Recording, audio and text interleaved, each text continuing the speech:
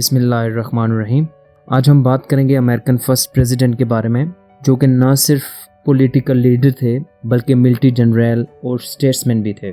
انہوں نے امریکہ کی جنگ آزادی کو لیڈ کیا اور امریکن کانسٹیٹیوشن کی بنیاد بھی رکھی، اور ان کو امریکہ کا فاؤنڈنگ فادر بھی کہا جاتا ہے۔ جارج واشنگٹن 1732 کو یو ایس کی ایک کالونی ورجینیا میں پیدا ہوئے۔ جارج واشنگٹن ایک امیر خاندان سے تعلق رکھتے تھے۔ ان کے دادا 1656 میں انگلینڈ سے کالونی آف ورجینیا میں مائیگریٹ ہوئے۔ اس وقت وہ 5000 ایکڑ زمین کے مالک تھے۔ ان کے فادر ایک جوڈیشل آفیسر تھے اور ان کی بھی کافی زمین تھی، ان کی کافی جان پہچان بھی تھی۔ جارج واشنگٹن ان کی دوسری شادی سے پیدا ہوئے۔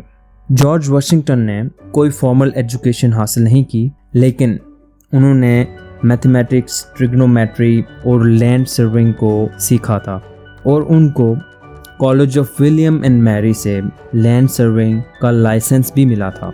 انہوں نے ابتدائی ملٹری ٹریننگ ورجینیا ریجمنٹ سے فرینچ اینڈ انڈین وار کے دوران حاصل کی۔ 1754 میں جارج واشنگٹن کو لیفٹیننٹ کرنل کے عہدے پر پروموٹ کر دیا گیا۔ وہ اس وقت سیکنڈ ان کمانڈ تھے اور 300 اسٹرانگ ورجینیا ریجمنٹ کو فرینچ کے خلاف لیڈ کر رہے تھے۔ انہوں نے اس وقت ریجمنٹ کی پروفیشنلزم کو کافی حد تک پروموٹ کیا۔ چونکہ یہ برٹش آرمی کے لیے کام کرتے تھے تو اس وقت ان کو رائل کمیشن کے حوالے سے کافی اختلافات بھی تھے۔ انہوں نے 1758 کو ریزائن کیا اور اس عرصے کے دوران انہوں نے کافی چیزیں سیکھیں، جس میں ان کا سیلف کانفیڈنس کافی بڑھا، ان میں لیڈرشپ سکلز بھی کافی ڈیولپ ہوئیں، اور انہوں نے برٹش ٹیکٹکس کے بارے میں بھی کافی سیکھا۔ جارج واشنگٹن نے 6 جنوری 1759 کو 26 سال کی عمر میں مارتھا نامی 28 سال کی ایک بیوہ خاتون سے شادی کی۔ مارتھا کافی امیر تھیں، ان کا پلانٹیشن کا بزنس بھی تھا اور وہ کافی زمین کی بھی مالک تھیں۔ اس کے ساتھ ساتھ وہ کافی ذہین اور سکلفل بھی تھیں۔ مارتھا سے شادی کرنے کے بعد جارج واشنگٹن کا شمار ورجینیا کے دولت مند ترین لوگوں میں کیا جانے لگا، اور سوسائٹی میں ان کی سوشل سٹینڈنگ بھی کافی حد تک انکریز ہوئی۔ اپنے باپ سے ان کو صرف 10 غلام ملے تھے، لیکن شادی کے بعد غلاموں میں بھی کافی اضافہ ہوا، اور 1775 تک ان کے غلاموں کی تعداد 100 سے زیادہ تھی۔ ابھی تک ان کی شہرت ایز اے ملٹری ہیرو اور as a large land owner تھی، لیکن اس شہرت سے ان کو پروونشل اسمبلی آف ورجینیا میں ایز اے لیجسلیٹو الیکٹ ہونے میں کافی مدد کیا۔ وہ اس وقت برٹش ٹیکسیشن کو کافی حد تک کرٹیسائز کرتے تھے۔ چونکہ جارج واشنگٹن ماؤنٹ ورنر میں رہتے تھے اور اس وقت ان کی زیادہ انکم ٹوبیکو کراپ سے آتی تھی، لیکن انہوں نے اپنے بزنس کو کافی بڑھایا اور فلور میلنگ اور فشنگ پر بھی کافی انویسٹ کیا۔ جارج واشنگٹن کی ہابیز میں fox hunting, fishing, dance, theatre اور کارڈز وغیرہ شامل تھے۔ 1769 تک جارج واشنگٹن کافی مشہور ہو چکے تھے، اور اس وقت ان کا شمار پولیٹیکلی اور سوشلی ایلیٹ کلاس میں ہوتا تھا۔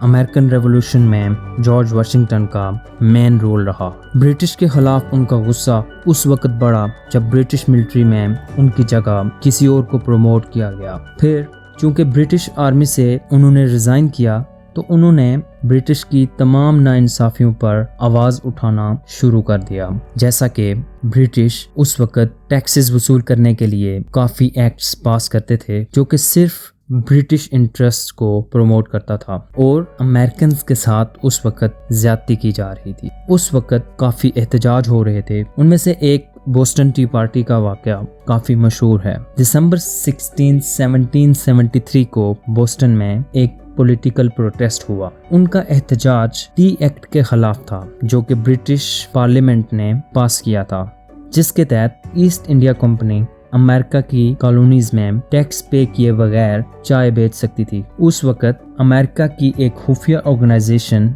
जिसको सन्स ऑफ लिबर्टी कहा जाता था, उन्होंने ईस्ट इंडिया कंपनी के शिप्स को तबाह कर दिया, जिसकी वजह से चाय सारी समुद्र में मिक्स हो गई और उन्होंने इसको बोस्टन टी पार्टी का नाम दिया। उस वक्त अमेरिकन्स ने अपने मतालबात ब्रिटिश पार्लियामेंट में पेश किए, जिनको ब्रिटिश ने रिजेक्ट कर दिया। फिर अमेरिकन्स ने ब्रिटिश गुड्स का बायकॉट किया और उस वक्त अमेरिकन्स और ब्रिटिश के खिलाफ टेंशन्स काफ़ी राइज हो गई।